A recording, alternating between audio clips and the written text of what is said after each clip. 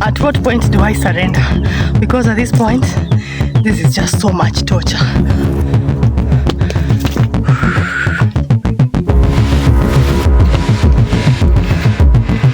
You can't come here at night. Even the locals here fear coming to this place at night.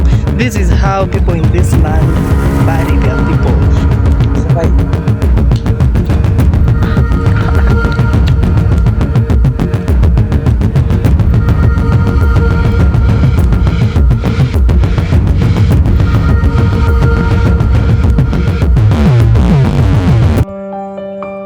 On today's video, I'm on a quest to find what the locals here call Maasai Caves. I tried asking around of places I should visit, and most of them suggested this place. I followed the directions they gave me, and I tried to go there by myself one time, and I got lost because the place is a bit hidden. So this time I decided to find one local who would take me and show me around. I am still in Tiati East, and specifically at a place called Tangle Bay Center. So this place is majorly occupied by the Pokot people, but this is not how things were previously. In the past, this place was majorly occupied by the Maasai people, and then after many years they started fighting with the Pokot people because the Pokot wanted to take over this land. So every time they would fight, the Maasai people would come and take shelter here and be secure here, you know. And then after many years of battling, the Pokot people managed to take over this land, chasing away the Maasai people. And that resulted to these caves here being called Maasai Caves, because the Maasai people would always come and take shelter here and live here for a while as the battle and the fights were going on. I'm told that even on the rocks itself they have Maasai writings. So while these Maasai people were living here, they used to write on these rocks. So guys, look at how I'm sweating. I'm sweating so bad. I wish you guys could see how my back looks like. I've been coming uphill. There is a cave on top of this mountain that we want to go and check out. We've been told that Maasais used to take refuge there a long time ago, because this whole land was occupied by the Maasai people before the Pokot people came in. So over there, I'm told in that cave there is writings. The Maasais used to write their own stuff there. It's not a joke. I've come from far. I had to walk a distance, quite a distance, and then I got to the foot of the mountain. Now I've come up quite a distance, and now we are going. So as it is right now, of course, I'm with some people here, and the guy who is taking us around is telling me that people don't come here very often, you know. So it's like the path got lost, and we are now following the footsteps of cows. So yeah, join us. Let's go.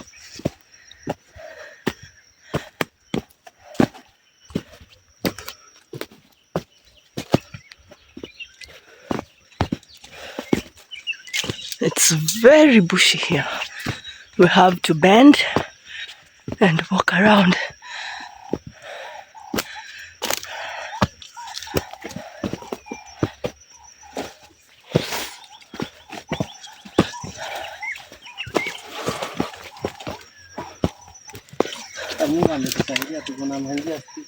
Iko njia? Unaona hii njia hii.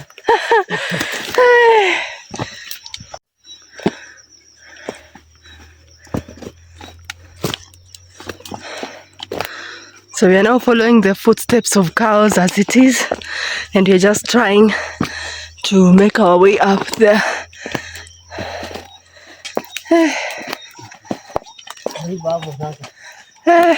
Hapa ni kuinama tu sasa. We have to bend down because you guys can see how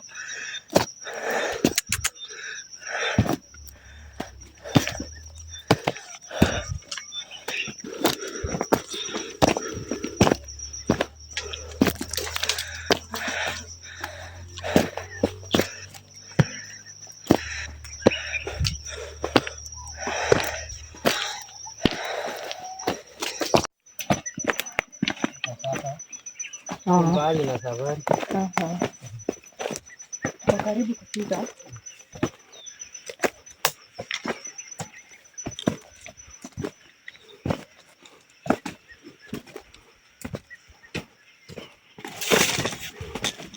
Unaona hata mguu ya mambuzi. Kuna mlango. Oh, mbuzi anafika huko. Oh.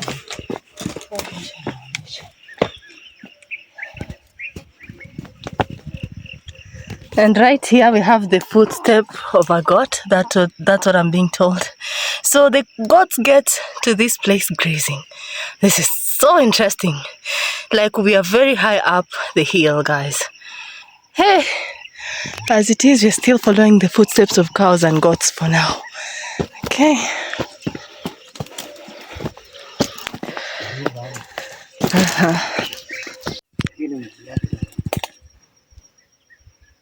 Kubwa kama si ngamia na ni kama giraffe.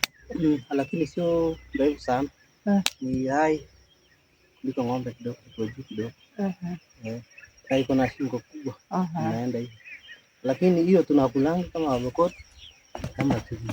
So guys, what he's saying is that there's a footprint here.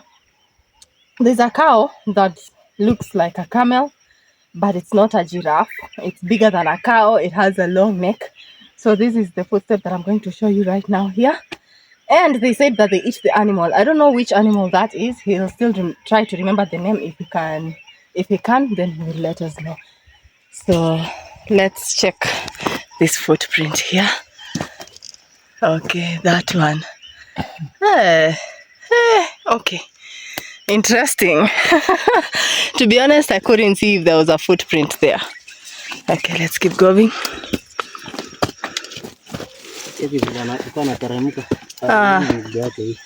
Hii bado ni mguu yake. So that's the footprint still. I'm told it was going downhill. So hapa ndani kuna wanyama. There are animals in this bush here.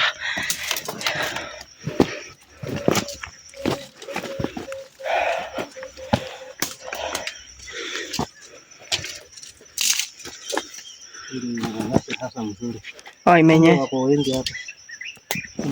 Ants. Oh, hizo wanyama. You see the footprint still here? That's another one. That's another one.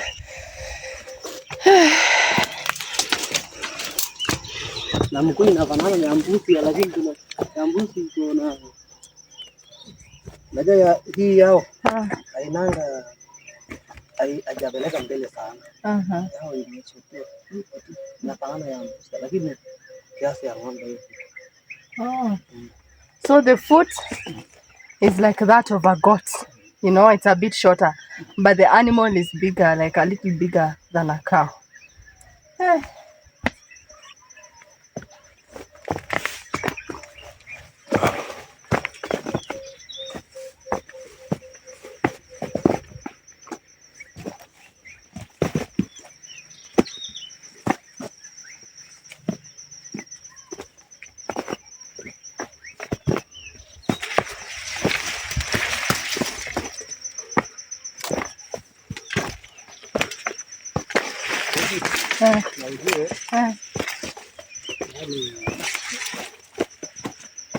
Hata hii naitanga hii lawacha nifanye niite tu kiloko inafanana ya mbuzi. He's saying that the poo of that animal resembles that of a goat. Yeah.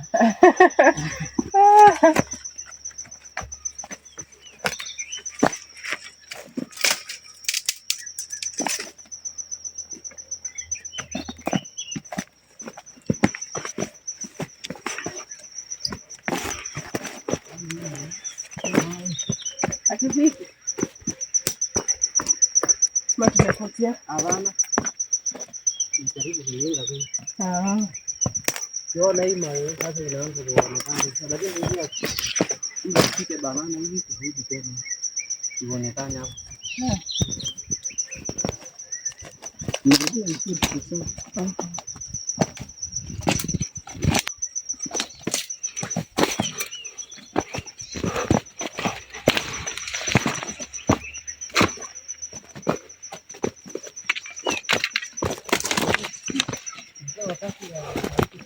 Wakati ya kiangazi haitakani na baridi, lakini inawapanga watu Sasa wameteremka sasa. Unajua sasa hata usiku wanaenda kule huko chini. Wanateremka usiku sasa wanatembea hiyo sasa. Usiku wanaenda huko chini. So wanajificha huko. Oh. They hide, the animals hide themselves in here because they don't like going to where people are. And then during the evenings they go down here. I'm so tired. I'm very, very tired. Okay.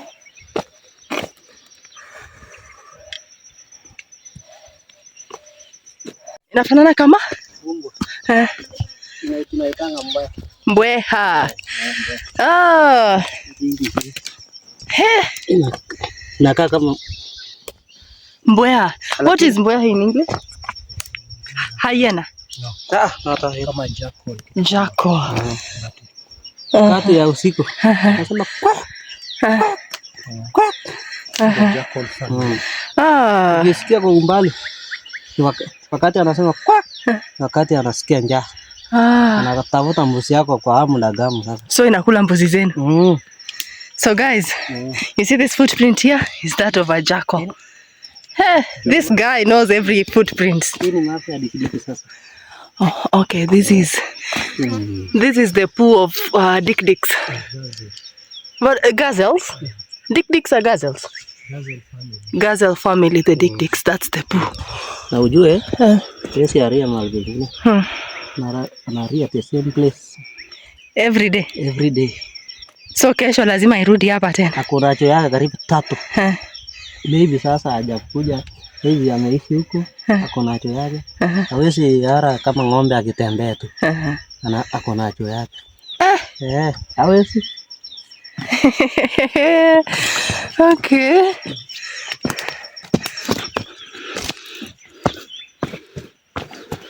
Na wakati ukisikia anasema tunaitanga nini hii vitu vinatusikanga masikio.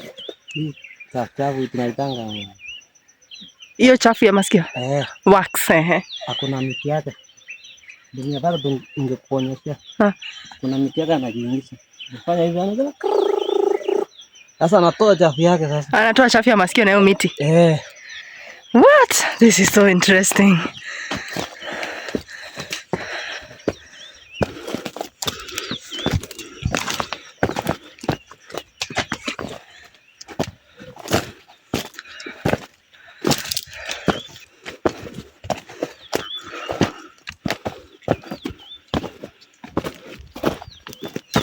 Guys, at what point do I surrender? Because at this point, this is just so much torture. With all this sweat flowing on my face. I keep wiping it, but it keeps flowing. Kuna nini? Ndege ya msitu, kuku ya msitu.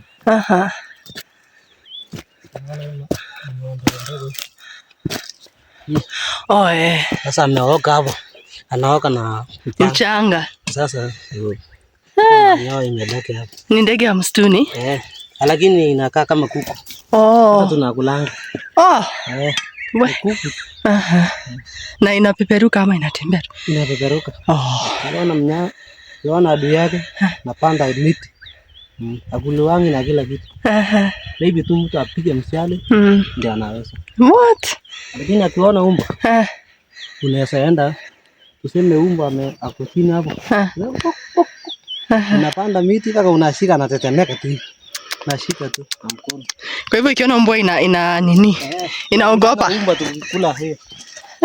Haisonga akiona umbo. Kwa hivyo mnatumia umbo kunini kushika? Lakini mtu huwezi shika.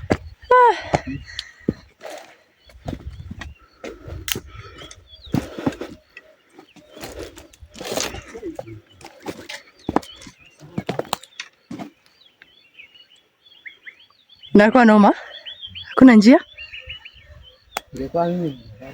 Si tupande tu.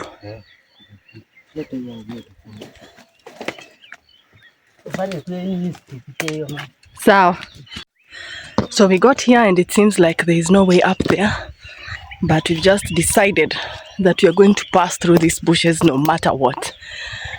Our goal is to get up there to the caves.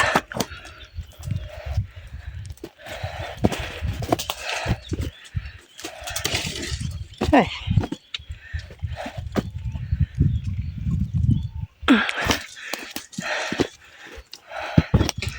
This is a serious adventure.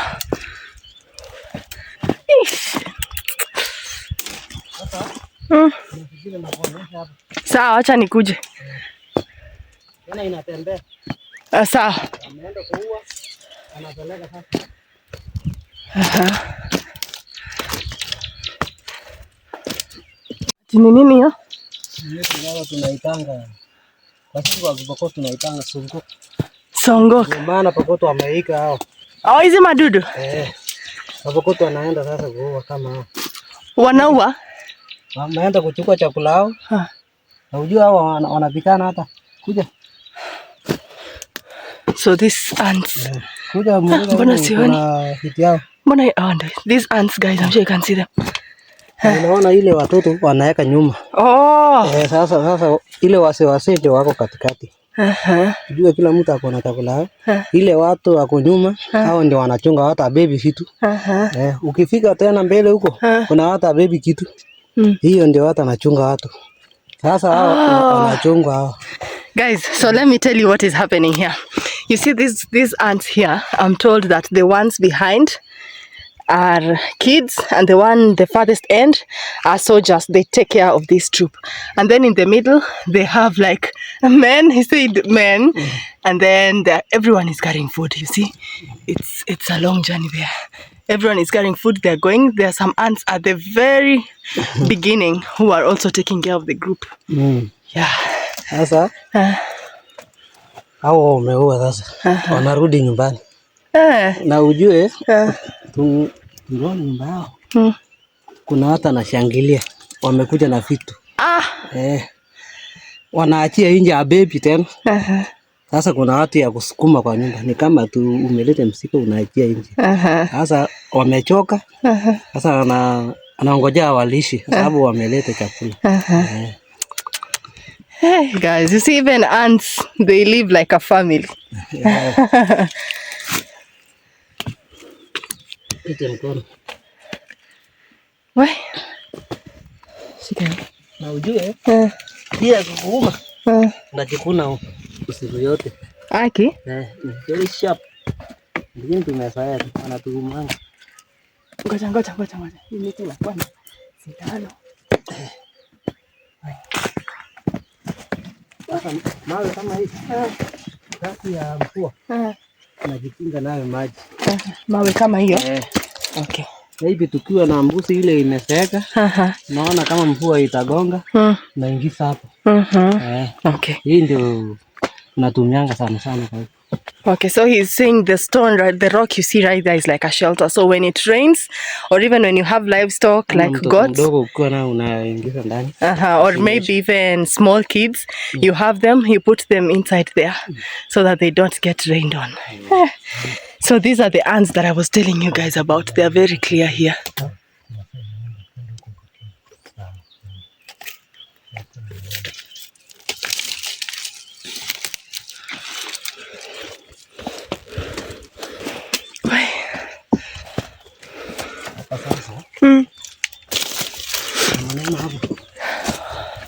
Wapi hapo? Hapa? Hapo panda. Wacha tu hii nitaweza. Hii nitaweza hii.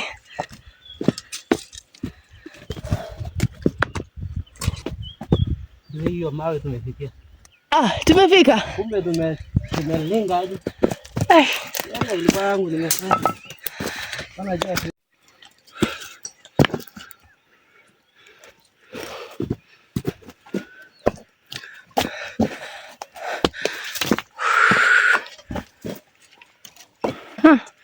It's been such a struggle getting to this point, man. My whole top is very wet.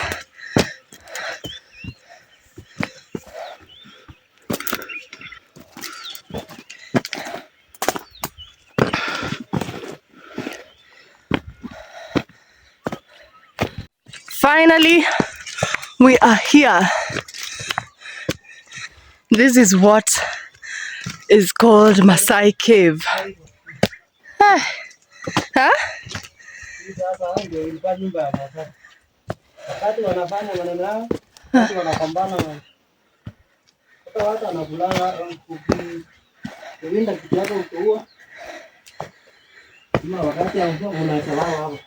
Oh. Yeah, so the Maasais used to live here, guys. Look at the right. Oh, so even students from school come here to this historic site to learn about this place. So hapa ni cave moja ama kuna ingine kama hii? Ni msituni. So there's another one like this one over there. But it's deep in the forest. But it just looks like this. Inakaa tu kama hii. Lakini hiyo imekaa sharp. Imekaa sharp. Manyani wanaishi. Over there there's monkeys living there in the other cave. Oof. So this is the place. This is what is called the Maasai Cave. Wakati tuseme wamepikana wapokota wanakuja kujipenda hapa. Sasa pandia. Oh, Wamasai wanakuja hapa. Sasa wanaume wanapanda juu waangalia. Na wamama wanakaa hapa. Wanakaa hapa tunalinda wamama sasa ukipanda linda sasa vizuri unaonekana. Na ujue ukitoka chini wewe hapa kitu. Well, okay. So this is the thing about this place. Before, the Maasai and the Pokot used to fight, you know. So every time they would fight, because this whole land was occupied by the Maasai people before, and then the Pokot people came to take over. So every time they had a fight, this is where the Maasai would come and take shelter. So this is uphill. The women would stay here in this cave, the women and the kids, and the men would go on the top of the hill, like the very top, so that they can be like security. They can defend the women and this territory so that the Pokot don't get to this place. This is so historic. Still sweating, by the way. Look at all that. I seriously needed this.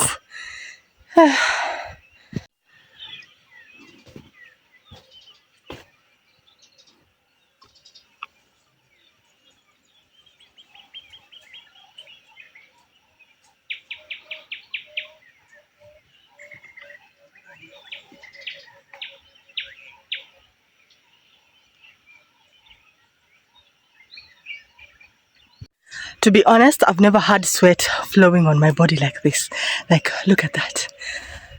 And it was even March where I started from. This is crazy. Look at this. Whew. I've not poured water on my face and my neck. This is purely sweat. You guys should check my back as well. Whew. It's even crazy. This was such an adventure. So I'm at the Maasai Cave right now. I just visited this place and this place is so historic. I really love it. This is what I like doing actually.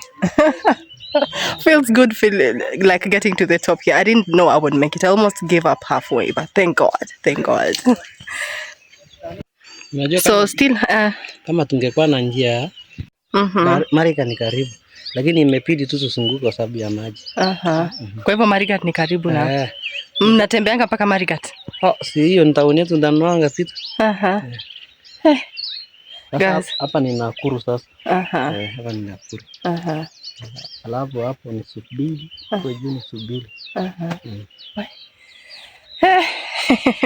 This is so interesting. So guys, I'm standing here and from where I'm standing I can see Lake Baringo from here. I just want to show you my view. Lake Baringo is down there. Yeah, I'm sure you guys can see the water body right there. It's quite a distance from here, but you know we are uphill, so we can see it from here.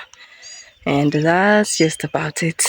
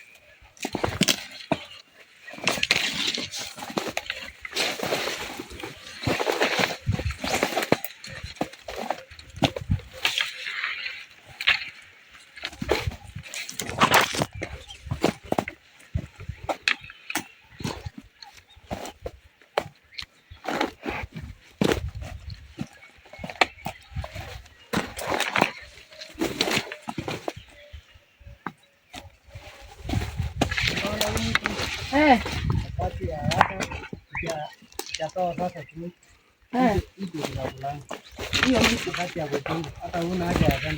Amekuli lunch hiyo ndio inatoa matuta nyingine tamu kama sukari. Unakula mpaka unasikia nyongo, unatapika sukari. Hata hii ni nguzo.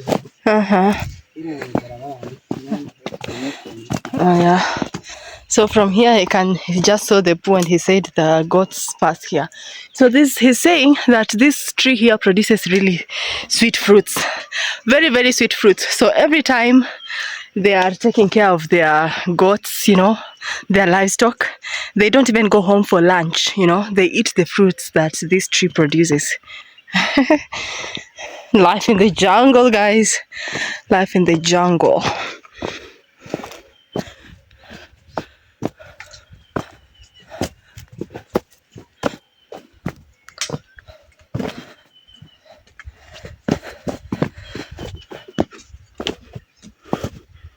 Now that's the footstep of a cow. Footprint, I mean. Why do I keep saying footstep?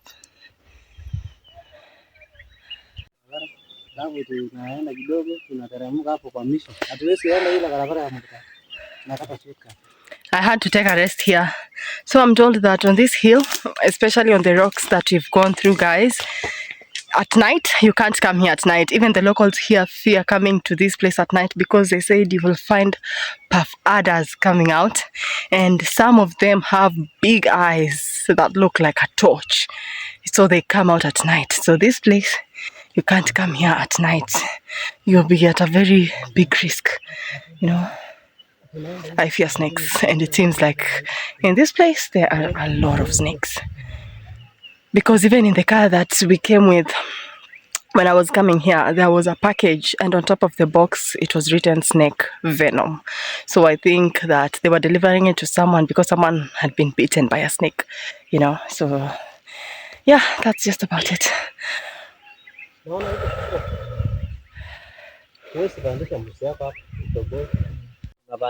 Kwa ile mlima pale yenye inaonekana. Kuanzia hapo chini tu kupanda hivi. Sasa hapo analala sasa hapo. Hata ukienda hata kama unatembea, usuri ya bisi hawezi kula mtu.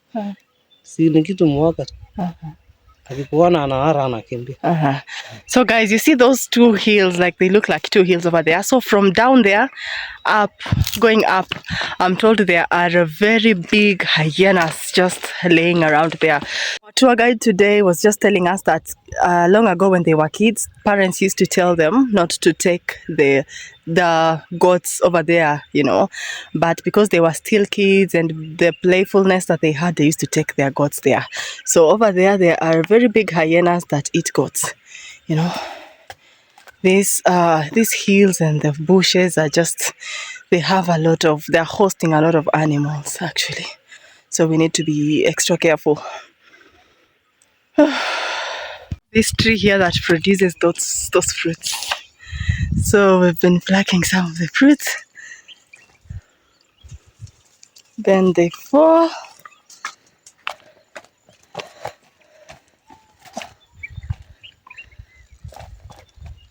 Kula hiyo. Kula.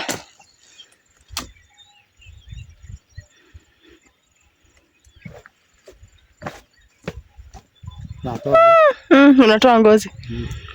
So you remove the skin, guys, and eat it. He says it tastes like oranges or mangoes. So I carried some for me here. I'm waiting to get home and wash them, and then I'll taste them, because for me I cannot eat them from the jungle like this.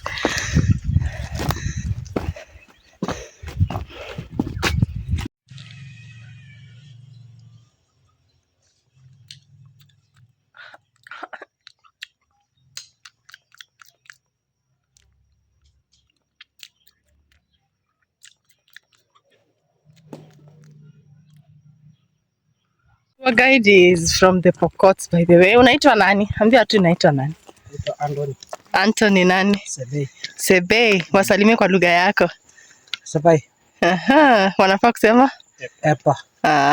Nice one. So he just passed his greetings, guys, in his language. I'm feeling a bit of a headache now. I need to take painkillers as soon as I get home. So guys, look at how wet my shirt is. This is how the situation is. This is so wet. I don't know if it's visible there, but it's very, very wet. I've been sweating the whole time. My back is a whole disaster, you know. Hey. Yeah. Yep, let's go.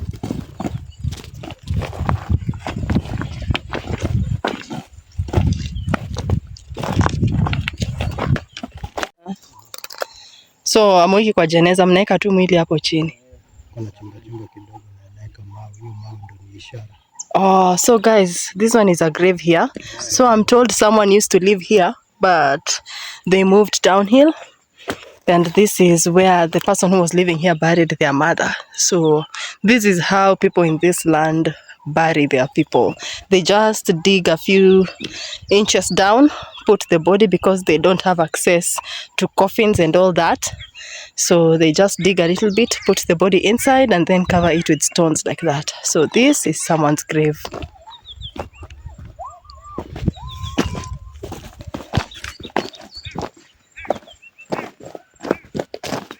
Nachukua matawi hivi naekelea juu. Lakini kama sasa una uhusiano nao, unaacha tu. Hiyo ni mtu mkizika mtu. Tuseme kama ni shosho yangu. Ikipita mahali sasa amewekwa yeye hivi. Natoa matawi hivi naekea juu. Symbol of sorry. Explain what he just said. So you see that grave we just came from? You know, if you don't have any relationship with the person who was buried there, you just pass. But if you have a relationship with the person, you do what he did. You just pluck a plant like that, and then you throw it on the grave just as a symbol of sorry. But since he didn't have any relationship with the person who was buried there, that's why we just passed. But if they had a relationship, that is what he would have done. So that is the culture here in Pokot land. Oh, so long time ago the camels used to stay here, because he just showed us the poo. This is camel poo. Okay. So guys, can you imagine? We are uphill and this whole place is someone's land. This is actually someone's land. That if you need land here, it goes for 50,000. For how many acres? Almost 4 acres, 50,000 Kenyan shillings only, guys. I need you guys to come and live in this place.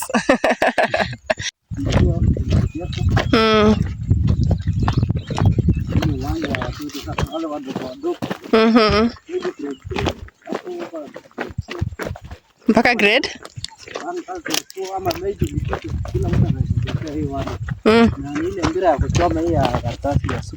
Oh. So there is this plain land here. This is where kids play. So in this place, different homesteads. So different homesteads come together and they just set aside a place that like this where kids play after school. So like you can see, there's one goal post here and another one on the other end, you know. So people who used to live here, this is where their kids used to play.